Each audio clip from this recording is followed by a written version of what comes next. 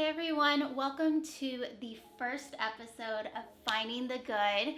I am so excited to have my friend Carmen on the first episode.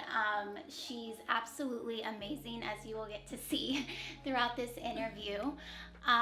Me and Carmen actually met, I think we've known each other now for maybe 2 years.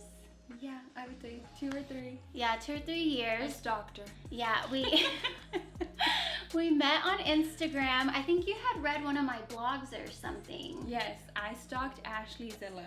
Yeah, Ashzilla. Ashzilla.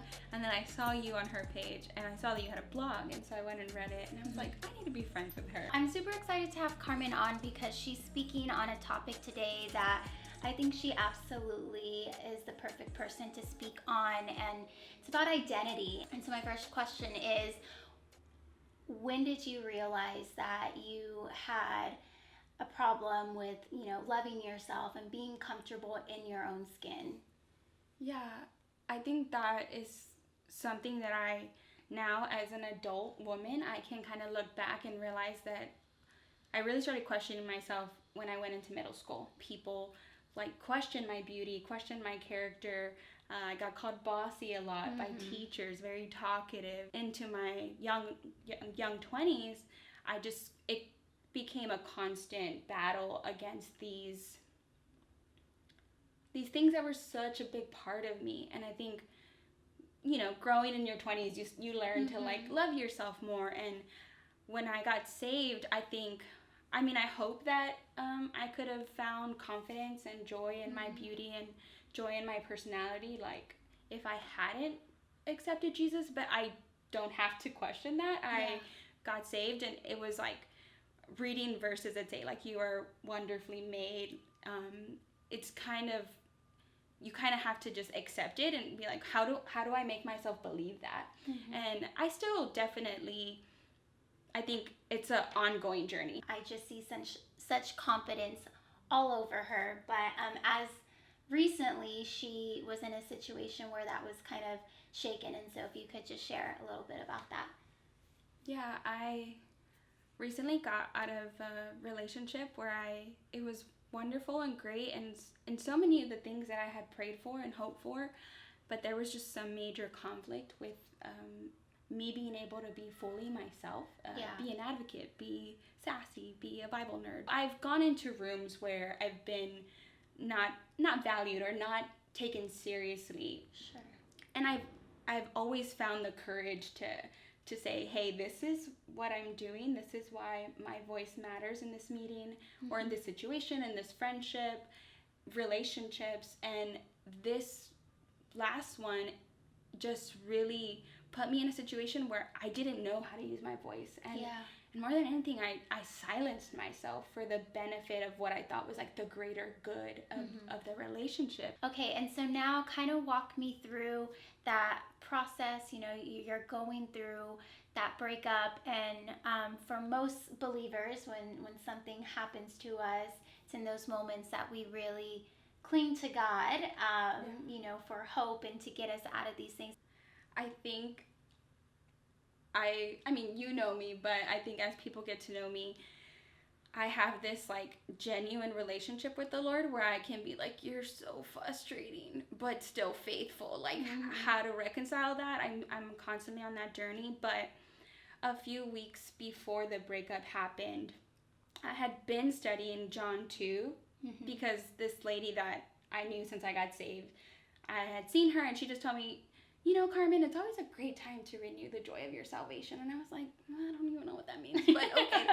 So, and I just remembered, when I got saved, the girl who discipled me encouraged me to read the book of John. And so I thought, well, that's an easy, practical way for me to go and reflect on that season. I've always kind of seen it as a painting and seen the people in focus. The people that I see in focus are Jesus, Mother Mary, the slaves, and the master of ceremony. And I just, the whole time, just thought, oh my God, the slaves are the heroes because they bring the water. And never did I think, man, they probably didn't get to taste the wine. And at the same time that I thought that, I also realized, poor master of ceremony, he never got to know the miracle that he was tasting. And so this explosion of like, whoa, like I never noticed that the master of ceremony missed the revelation of knowing the miracle that he was experiencing. And the slaves were seeing a miracle, but I'm pretty sure they didn't get to taste the miracle. And so something about being frustrated with like that both of them missed out on something. It was like the picture got in focus and I was like, this is the freaking book of John. Like, how have I never noticed him in the story? And then I realized like the other disciples were probably there as well, and it just made me check my identity, because I was like, have I been living as like a slave under the kingdom of God? Wow.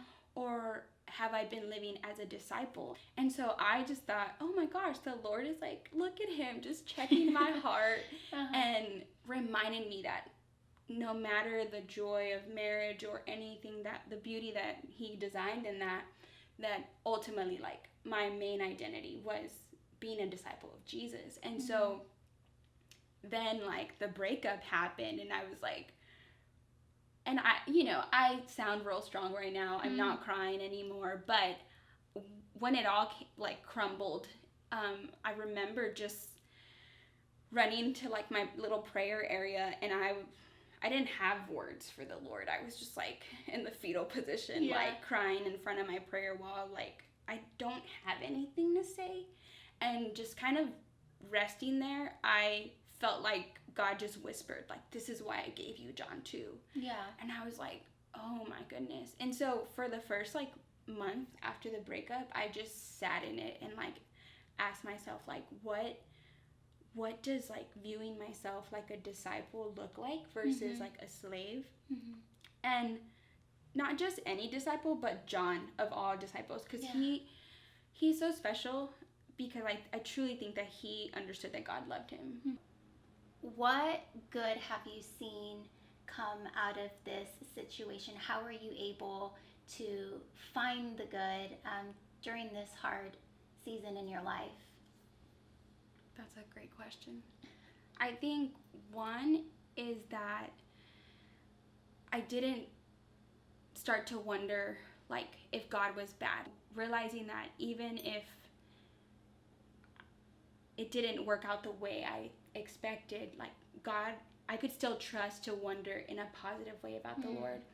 And I would say another thing was, I'm such a champion for like real friendships, real sisterhood, real people that you can lean on. And I think going through this season really just amplified how much the relationships that I've invested to were there when I needed them most. And I call them lifelines, because sometimes you just need somebody to not let you drown, you know, in the solitude, in the sadness, in the grief. And I just realized how many amazing, godly, good girlfriends I had cultivated through life, and even not letting them go when I got like wrapped up in love. That's really good.